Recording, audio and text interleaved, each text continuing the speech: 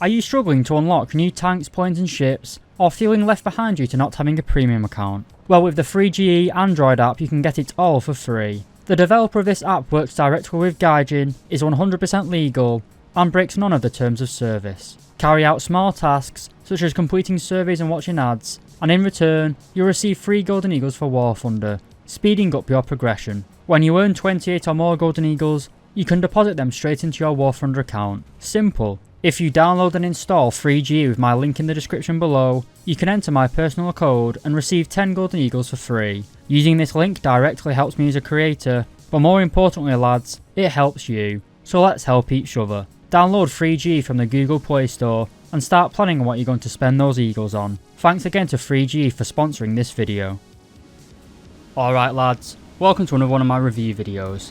Whether you're a new subscriber or a long time viewer of this channel, thank you very much for stopping by today. Today we're going to be taking a look at the Harrier GR.1, a vehicle that we've previously covered on this channel. However, after a few battle rating changes and a few alterations to the meta of War Thunder, is this Harrier still a somewhat good vehicle, or is it an utter waste of your Golden Eagles? And you will be spending some Golden Eagles if you wish to get this plane. To unlock the Harrier GR1, you're going to have to put a massive down payment of 9,090 Golden Eagles, making this jet one of the most expensive premiums in War Thunder. All these Golden Eagles for a rank 6 battle rating 10.0 jet fighter located in the British tech tree. Like with all other premiums in the game, to put this vehicle in your lineup is going to cost you 10,000 silver lions. Then as always with top tier vehicles, I'd strongly recommend purchasing the Expert and his qualifications, costing you 1,660,000 silver lions and 2,600 Golden Eagles respectively. Moving on to the rewards, and with a premium account and playing realistic battles, you can expect an RP modifier of 678% and a silver line modifier of 705%. These are very high reward stats and will give you a decent income if you can get kills. In terms of customization, there is a single camouflage available for Golden Eagles, as well as a single camouflage available on the Gaijin marketplace. In this video we're going to cover the performance and firepower of the vehicle before finishing with a conclusion. If you do enjoy these sorts of videos, then please do consider leaving a like and subscribing lads.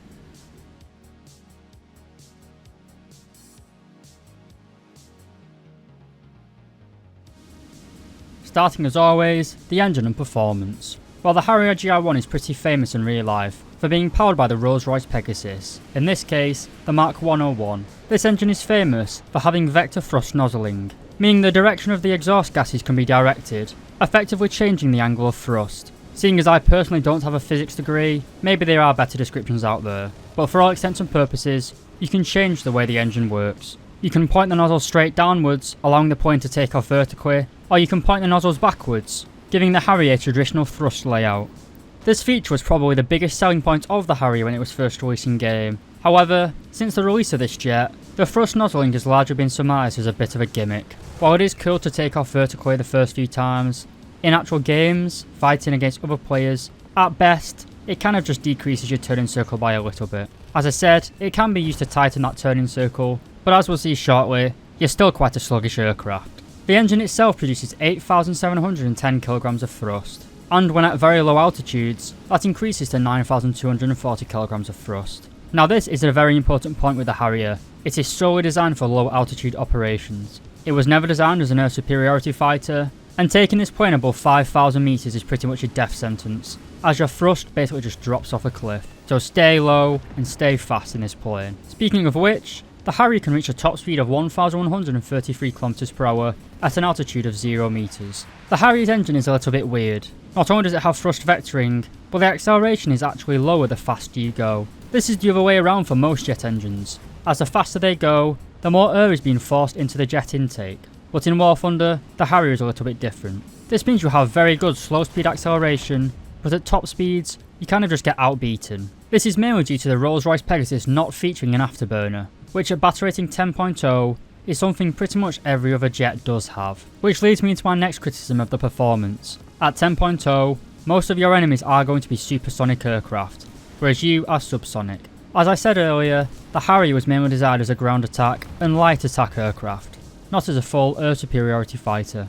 While it would have been useful in West Germany if major NATO runways had been bombed, and the West was forced to actually take off from grass airfields as intended, but in War Thunder, that scenario isn't real. and you kind of just get dicked down on by the supersonic jets, such as the MiG-21s, and pretty much anything above the battle rating of 10.0. The Harrier also has relatively stubby wings. This gives you a rather dreadful turn time of 32 seconds, and your lack of turn rate is notable, especially when going against even the faster supersonic jets. Even a MiG-21 can outturn you, despite it being able to outrun you as well. Combined with the fact that the MiG-21 PFM is battle rating 9.3, and you are 10.0 remember, this leads to some very frustrating gameplay, as you can be outran and outturned by pretty much the majority of jets at this battle rating. And God help you in an up tier, because they can outrun you, outgun you, and in most cases outturn you as well. And we now come on to our last criticism of this engine, and that is the overheating. The engine of this jet will overheat at 100% power, therefore I'd highly recommend keeping it on around 97 to between 95 power. This is rather annoying, as you can't use your full power output in most battles, or you'll risk damaging the engine. But going on to the features and stats, we do have landing flaps and takeoff, but no combat flaps, which is a little bit annoying, as you could desperately do with a better turn rate. We do also have air brakes, which is a good thing, because the wings will rip at 1191 km per hour, which again is subsonic. So even in a dive, you can't outrun pretty much anyone, as most of your opponents are supersonic, remember. Overall, to be honest lads, the performance of the Harrier GR.1 is pretty shocking.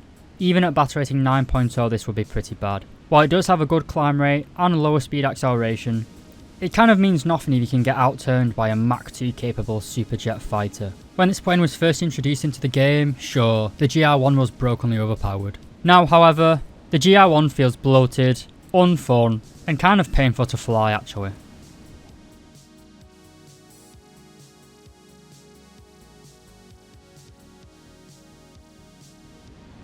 Alright lads, we now come on to the good stuff, the weapons and firepower, and the Harrier GR.1 is armed with two 30mm Aiden Mark IV cannons. It has 400 rounds in total, with 200 rounds per gun. These are revolver cannons, and have a monster fire rate of 1200 rounds per minute. Bear in mind, you won't get 200 rounds per gun, so you will have to be disciplined with your shooting.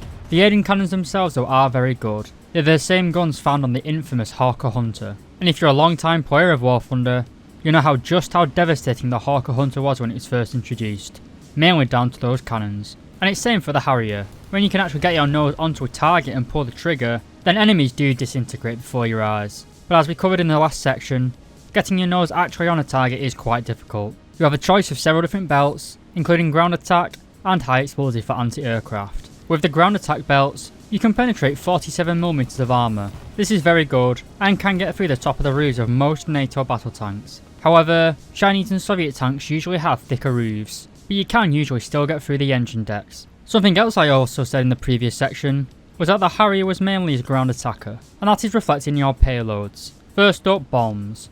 We can carry a 500 pound bomb which carries 65 kilograms of TNT, destroying any vehicle within a radius of 6 meters. We also have the 1000 pound general purpose bombs. These carry 220 kilograms of TNT, destroying any vehicle within a radius of 11 meters. Your highest bomb load is 4 1000 pound bombs, but you can also carry 3 500 pound bombs with missiles. This gives you a pretty good balance between ground attack and air superiority, but let's not jump ahead of ourselves. These bombs are very good, and due to the Harrier also featuring a CCIP, or constantly calculated impact point, you can precisely drop bombs on even moving targets. But personally, I think this is a slightly better option for ground attack. As I said, you do have a CCIP, which makes using your SNEB rockets even easier. The CCIP also works for rockets, giving you a point on the ground where your rocket is likely to impact. This allows you to aim rockets from quite far away and get reliable results. While rockets are less reliable at getting one-shot kills than bombs, you can carry a lot more than them. In the Harrier GR.1's case, you can carry a total of 108 SNEB rockets if you choose to. But what about the rockets themselves? Well, the SNEBs move at 600 meters per second and can penetrate 300mm of armour, due to the high explosive anti-tank warhead. However, the SNEBs only contain 903 grams of TNT, giving them rather poor post-penetration damage. So it's better to fire a salvo of these missiles rather than just one. This is usually wasteful, and you will burn through your rocket ammunition, but you should be able to get a few kills doing this. We then come on to your anti-aircraft weapons, mainly the SRAMs. And right now lads, I bet you're thinking, well these are great, the SRAMs. They were incredibly overpowered when they were first introduced to the game. But now that the Harrier GR.1 has been placed at battle rating 10.0, where most of your opponents are supersonic, the SRAMs sadly are pretty dog shit. While they still have a very good maximum overload of 20 Gs, their effective range is still only around 1 km, This means that you have to launch within a range of 1 kilometer, mind you, and if you're on someone's 6, they can simply roll and turn, and the missile will evade them. And don't even get me started on an enemy that's flurrying. And quite frankly, if you're in the range of 1 kilometer, you're probably better just using your cannons anyway. I feel like the battle rating increase was a little bit of an overcorrection. Battle rating 10.0 seems a bit high to me, as the SRAMs just can't compete anymore. This ineffectiveness of your missile system, as well as the inability to outrun or outturn most opponents, leaves you feeling kind of like a big whale. Playing the Harrier, it kind of like feels playing a Lancaster at battle rating 5.7. You're kind of just waiting for the equivalent of a DO335 or a BF109G just to come and wreck your shit. There's nothing you can do against MiGs. Hell, even the MiG-19 can dominate you in this thing. But if we're going to base our criticism of the point mainly on the weapons, we can't really be too picky. It's got amazing aiding cannons. The bombs are both pretty good. You've got a massive 11 meter kill radius with the 1,000 pound bombs at least. The Sneb rockets, you know, it does make this plane an absolute beast in ground attack. Like if you're buying this jet for playing alongside Challengers and stuff like that, then it's insanely good. But at least from an air-to-air perspective, in realistic battles or realistic battles, then the Harrier GR.1 has kind of just lost all the power that it used to have. It's kind of like the British Empire, lads. In the 1940s, it was the most powerful thing in the world. Same as when the Harrier GR.1 was 9.3. But now it's been moved up to 10.3. It's like the British Empire in 1951. Everything's gone to shit and it's lost all its power.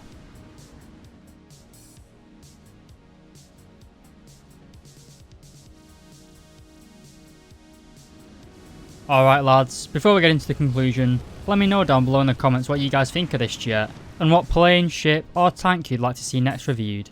But to conclude, I really do not like the Harrier GR.1. I don't like its 9,000 Golden Eagle price tag, I don't like its performance, and apart from the bombs and rockets, I don't like its weapon systems. While the British Harrier GR.1 is slightly cheaper than the American AV-8A, I feel like the AV-8A is slightly better. Not only is it still battle rating 9.3, but its AM9 missiles just seem better in general. Granted you only have 2 of them, but I'd rather have 2 decent missiles than 4 absolutely terrible missiles. So if you are desperate for a Harrier premium, then the American AV-8A is probably the better choice. Going on to the performance, and sure, the Harrier GR.1, it is very fast off the line. You can go from 0 to pretty much your top speed in a matter of 30 seconds or so, just as fast as an afterburning jet. But you can't turn in this plane. You can climb, but you can't dive away because it is subsonic. The wings will rip at nearly 1,200 kilometers per hour. So again, what's the point? I think this entire issue risks from the fact that this plane used to be severely overpowered. You've been playing War Thunder for a couple of months, you know that when the Harrier GR.1 was introduced, it was basically the king of the sky. There was nothing that could beat it pretty much. You could outclimb everything and then dive down on top of stuff. But now that the GR.1's battle rating has been sent into orbit up to 10.0, there's nothing really that this plane can reliably kill. Even the SU-7s, the premium SU-7 at 9.3, it can just outrun it. There's nothing you can do to kill it. If it decides to run, then it can basically just dictate its own fight. I think when the Gaijin developers saw the GR.1 being incredibly powerful, they sent this battle rating up too high. A battle rating 10.0, there's nothing really that this plane can do anymore. It's pretty much a waste of 9,000 Golden Eagles, and I do regret buying it, to be honest lads. At least for realistic. In ground realistic battles, then there is an argument for it to be, it is a good ground attacker, but even then, you could just unlock the free-to-play version. The Harrier GR3 has exactly the same bombs and rockets, but with slightly different missiles. Probably better missiles, to be honest. Same performance though, so again, save yourself a lot of Golden Eagles and just grind the Harrier GR3. Unfortunately for you guys, there are no rank 6 British premiums apart from the Harrier GR.1 at the minute, but in the future, it'd have to be pretty bad to not get it over the Harrier GR.1. At the minute, the Harrier GR.1 is probably the biggest waste of money in the British tech tree. And I do pretty much own every single premium that has ever been in the British tech tree, bar a few, so I kind of know what I'm on about. The Harrier is just not a good plane. It's not good for a new player, it's not good for me who's kind of good, and it's not good for, I don't see any pros like uploading Harrier videos anymore. It's kind of just an outdated system. The VTOL thrust vectoring, it was cool like I said, but now it's just awful. Just don't even bother. So to finalise, the Harrier GR.1 is just not worth the money at all lads. Do not waste your money on this jet. If you are going to spend money on this game and you want a Harrier, get the American version. But as I said, the Harrier GR3 is at 9.7, which is amazing to me because it's a much better aircraft. So yeah, if you do want a Harrier in the British tech tree, get the Harrier GR3. If you enjoyed today's video, please do consider leaving a like and subscribing. And don't forget to let me know down below what vehicle you'd like to see next. As always lads, thank you very much for watching this video, and I'll see you in the next one.